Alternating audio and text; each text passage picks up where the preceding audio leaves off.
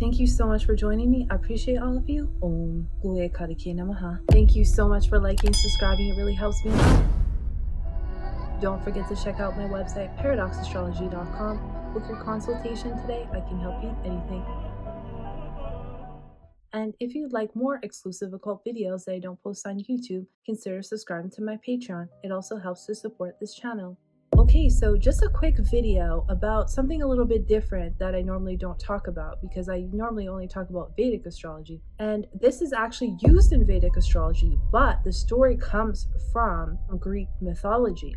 This is the placement of Chiron in the birth chart. A lot of people use these placements. It's very interesting because if you look at your placement, you'll kind of see that this is where your wounds are. Now, the story is about Kronos, who is taking a liking to Philyra. I hope I'm saying that right, probably not, but he was married. So then Kronos, in order to disguise himself from his wife, turned himself into a horse to seduce her. And she was a nymph. Nymphs are nature spirits that are often found in like trees and rivers, things like that. And so because a horse and a nymph had a child, it became Chiron. But when she gave birth to Chiron, she was so shocked to see that he was a centaur. He was half human and half horse. And she was horrified by this. So she abandoned him. It was just tragic for him ever since he was born, just because of the way he looked or something that he could not control. He was abandoned.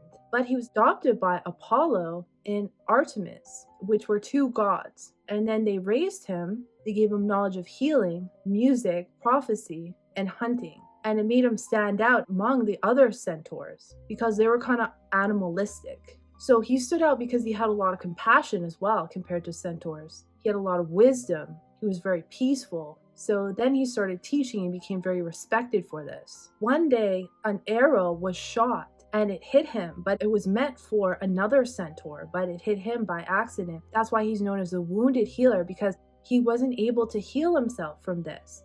But also, if you think about it, he wasn't able to heal himself also from his upbringing, his trauma. He was a higher consciousness being compared to the animalistic nature of the other centaurs. So he was very different. He was kind of isolated in that way because he was different his whole life. So where it's placed in your birth chart, it shows you where you have an unhealed wound. And it can be of no fault of your own, except for your own karma, which comes from your past lives. But it may not make sense in this life, but it can also show where a significant sacrifice must take place, which needs to be healed and how you can heal it. So which house depends on what kind of wound it is, what's aspecting it, what planets are conjunct it.